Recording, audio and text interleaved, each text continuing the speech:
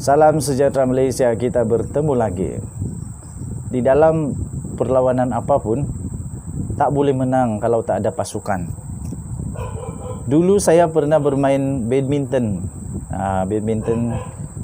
Wakil wakil rumah sukan di sekolah. Taklah sampai wakil negeri kah, wakil negara kah, jauh sekali Olimpik.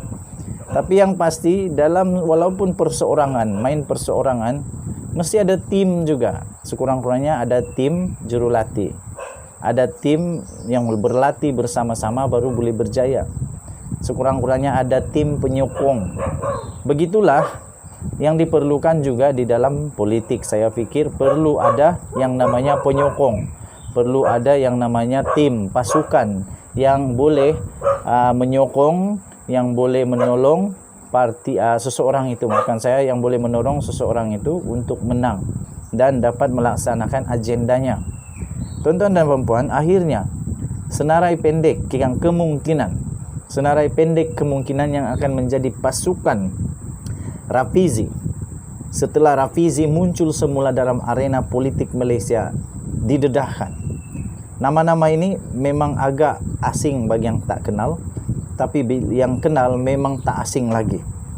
Sumber menyatakan melalui satu artikel yang saya ambil daripada Malaysia Kini, bertarikh hari ini 23 Mac, diterbitkan pukul 8 pagi tadi. Sumber menyatakan Nurul, Nik Nazmi, Rodziah adalah antara nama besar dalam CAI Rafizi. Tapi sebelum itu kamu komen dulu, sebab saya pun tak tahu apa maksud CAI. CAI, CAI. Dalam underscore itu CAI. So apa itu CAI? Saya pun tak faham apa CAI. Tapi apapun kita bacalah. Kamu komenlah, ajarkan saya apa itu CAI, supaya saya boleh menjadi pembaca berita yang lebih baik. Tuan-tuan dan puan-puan, menjelang pemilihan PKR pada Mei ini, Rafizi Ramli yang akan bertanding jawatan timbalan presiden sedang membentuk sebuah pasukan yang merangkumi beberapa nama besar di dalam parti. Menurut beberapa sumber daripada parti, CAI, yang tadi itulah, aku pun tak tahu apa CAI. Kamu komen, apa itu CAI? CAI Rafizi menampilkan 4 calon naib presiden, seorang ketua pemuda AMK negeri dan ketua wanita, timbalan AMK dan timbalan wanita. 2 naib presiden, Nurul Izzah Anwar dan Chang Lee Kang, berada dalam pasukan Rafizi bagi jawatan naib presiden.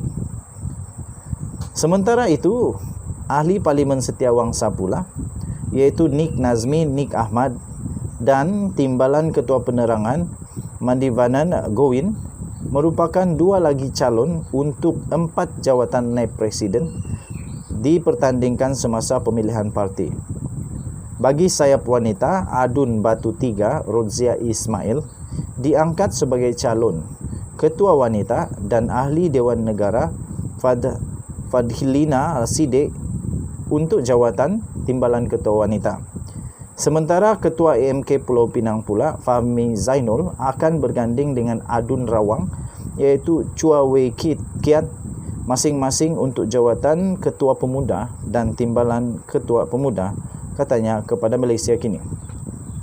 Tuan-tuan dan puan-puan yang dihormati, selepas beberapa ketika meninggalkan gelanggang politik, akhirnya Rafizi yang pernah menjadi ahli Parlimen Pandan mengumumkan akan bertanding jawatan Presiden PKR dalam pemilihan parti pada Mei ini. Rafizi yang memegang jawatan naib Presiden PKR sebelum ini berkata, dia mengambil keputusan untuk kembali menyertai gelanggang politik selepas kegagalan Pakatan Harapan PH di 4 pilihan raya sebelum ini dengan yang terbaru di Johor. Rafizi sebelum ini pernah bertanding bagi jawatan timbalan presiden pada tahun 2018 yang lalu. Namun beliau tewas kepada Muhammad Azmin Ali, yang akhirnya Muhammad Azmin mengkhianati parti dan lompat si katak lompat. Dan sekarang ini bersama dengan Tan Sri Muhyiddin Yassin di dalam parti PPBM.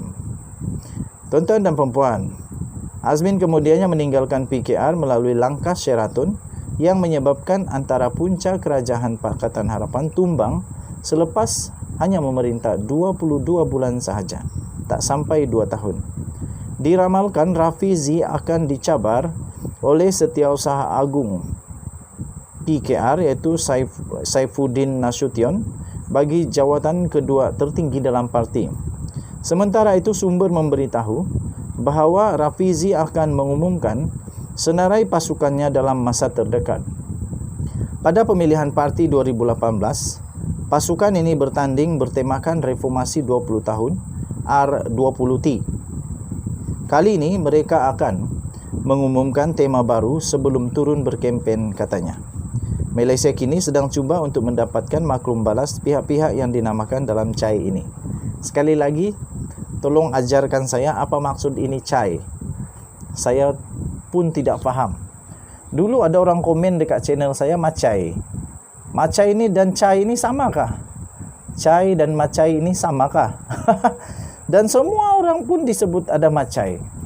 Ada orang komen Macai Najib, ada orang komen Macai Zahid, ada orang komen Macai UMNO, ada orang komen Macai PKR, ada orang komen Macai Anwar. Jadi saya pun tak faham apa ini Macai. Dan sekarang pula CHAI. Tak ada lagi Ma, sekarang CHAI. CHAI ini apa pula? Biasalah, kita budak baru belajar. Kalau salah tolong tunjukkan. Apakah CHAI ini? Okey, seterusnya tuan-tuan dan puan-puan.